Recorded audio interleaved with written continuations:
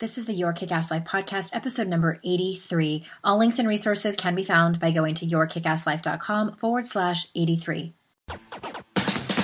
This is the Your Kick-Ass Life podcast with Andrea Owen, a no BS guide to self-help and badassery. Because ladies, let's face it, life's too short for it to not kick ass.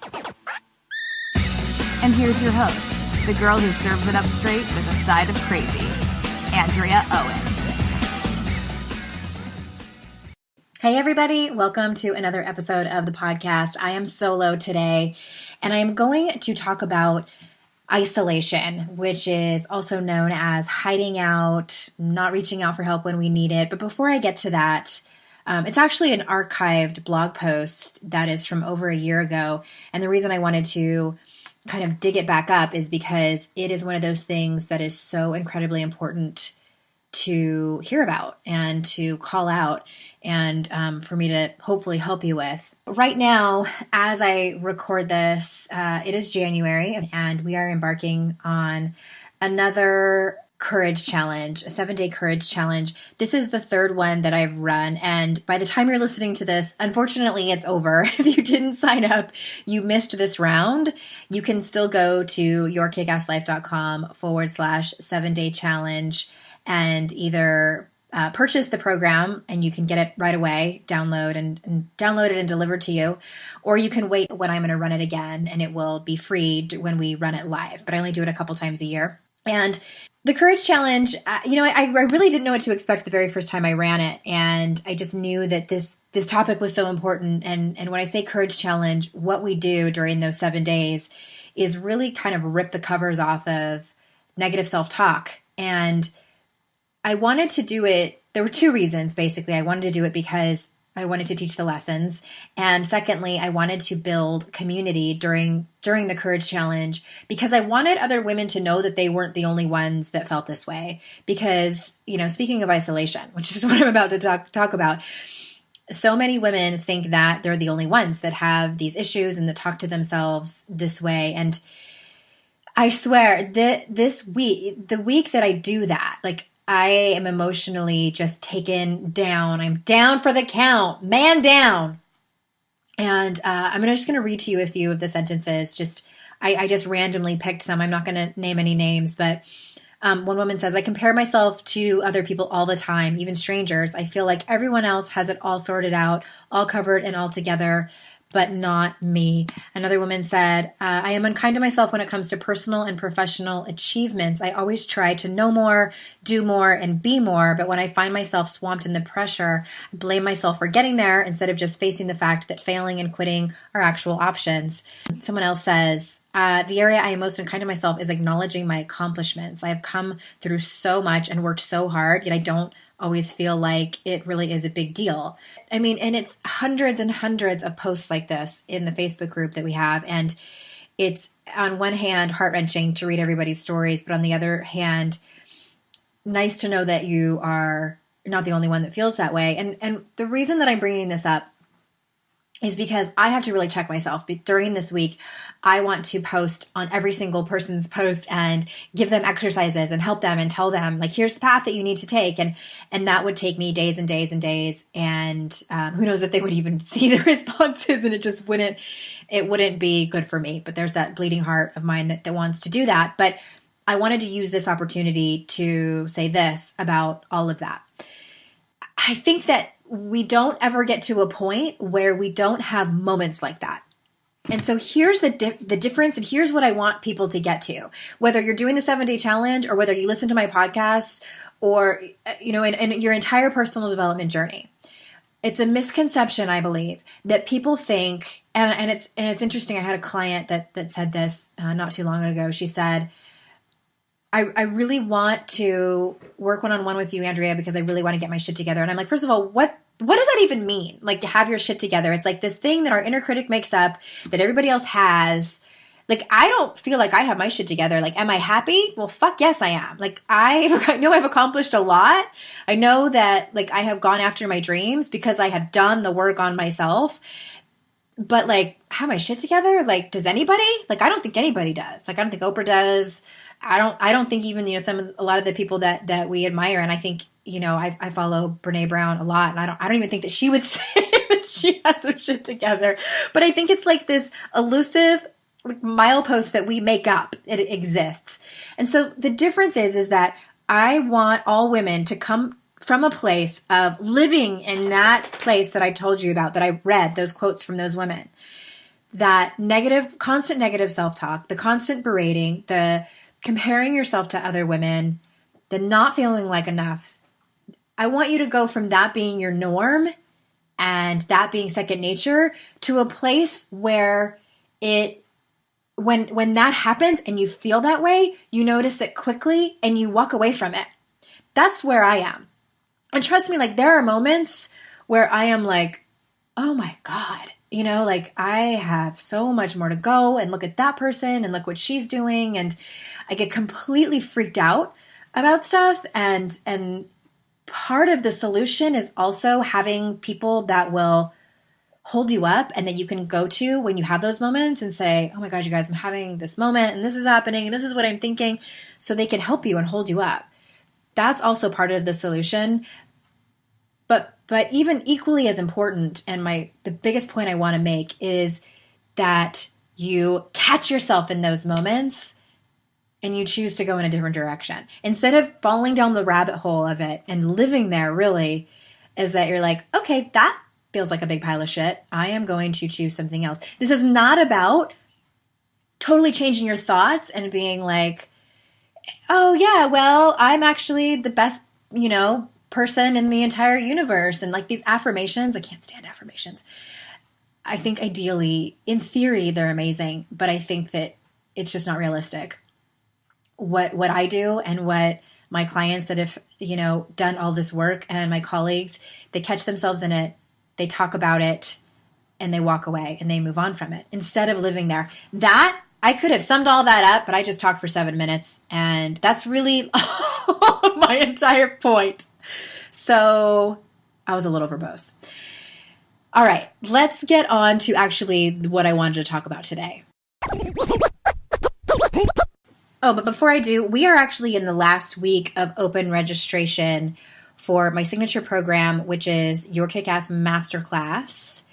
It is at kickassmasterclass.com, and it is a 10-week program where I take you through a method of getting to a place really of what I just described. Some of the important things that we do in there are figure out what your values are. What are the things that are important about the way you live your life? Because I'm pretty damn sure it doesn't feel good to you to isolate, to people please, to engage in perfectionism, to blame, all of those things that we do that, like, we don't even realize that we're doing, that are making us feel like shit. We talk about those and really, like, understand what your values are and what are the things that are really, really important to you. We figure out what your triggers are, because we need to know, like, what are the things, like, when you get in trouble, when you're in that place of inner criticville.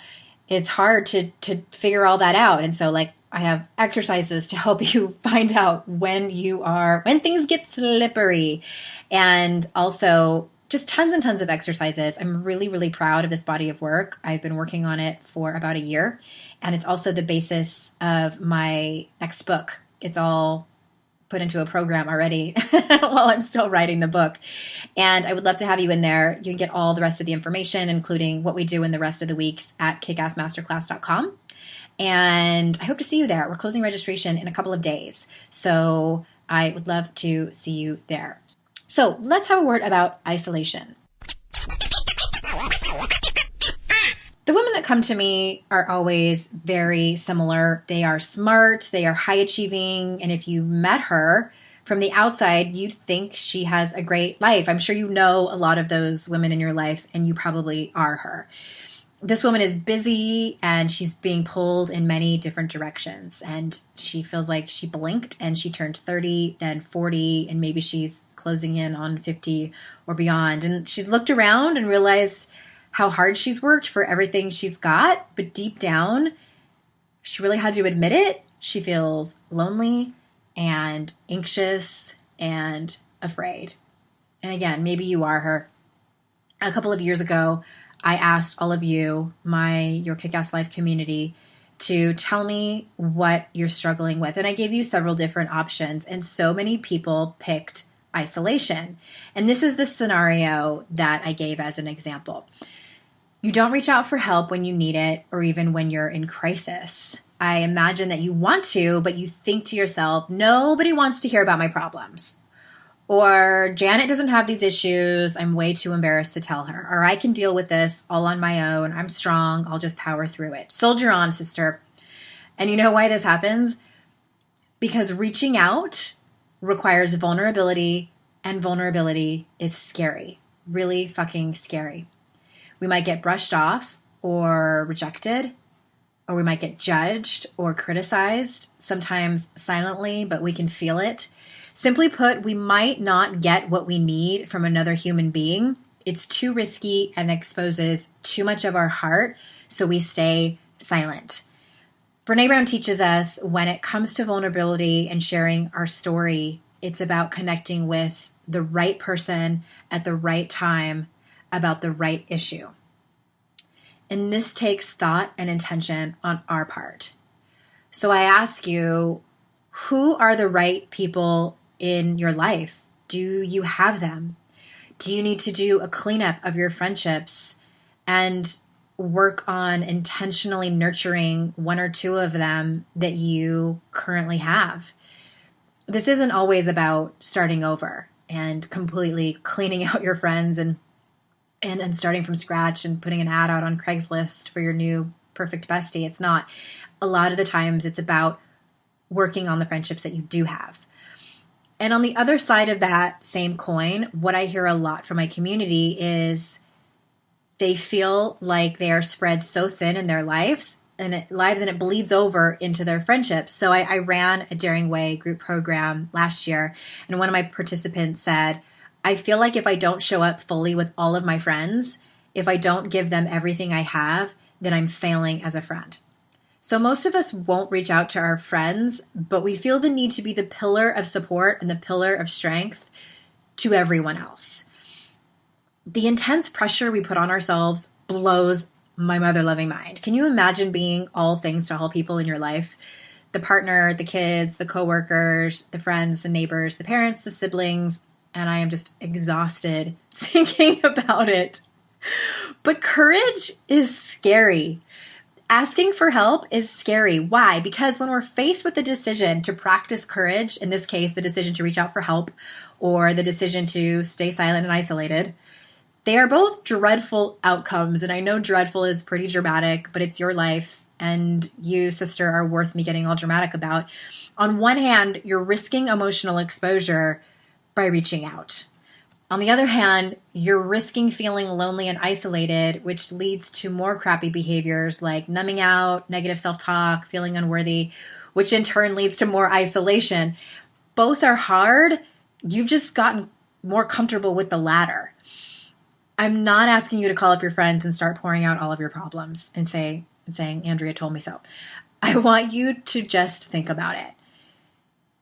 Do you want to get to the end of your life and regret not finding your soul sisters, or regret not nurturing the relationship with an existing friend that you have now? I am fully convinced that we all want two big things in life. We want love and we want connection. And to have that, we must, and I mean must, step into vulnerability. We must practice courage by learning to hear our inner critic, but choosing a different way of speaking to ourselves. We must practice courage by looking over the walls we have built up to quote unquote protect ourselves and venturing through them to try to connect. We must practice courage by getting these things wrong, circling back and trying again, because we're all imperfect. Your personal development journey is imperfect and going to be filled with missteps and complete failures. But I promise you, I totally promise that once you get started, you'll gain momentum and confidence. And I promise that you're not alone. I promise you that there are hundreds, possibly thousands of women hearing this that are just like you and that are afraid. And I promise you that by practicing vulnerability, you'll get the love and connection that you so truly want and deserve. If you want to start, maybe you could forward this to a friend in your life that is your soul sister to, start the conversation, or share it on Facebook and tag your tribe. And I just adore all of you. And I just commend all of you for even listening to this podcast, because if you're doing that, then you are taking a step in the right direction to stand up for what you want in your life. So check out kickassmasterclass.com and see if it's right for you. And whether it is or whether it isn't, whether you're ready for one of my classes or programs or not, I really, really encourage you to reach out to your friends for help. You'd be surprised how much they are probably needing you as well. And just a quick tip on that, just tell them how vulnerable it is for you. Just say, this is really hard for me to do, and I feel really vulnerable saying this, but I need help, and here's why. And see what happens. So good luck to you out there, ass kickers. I adore all of you. And until next time, I will see you out in cyberspace. Bye-bye.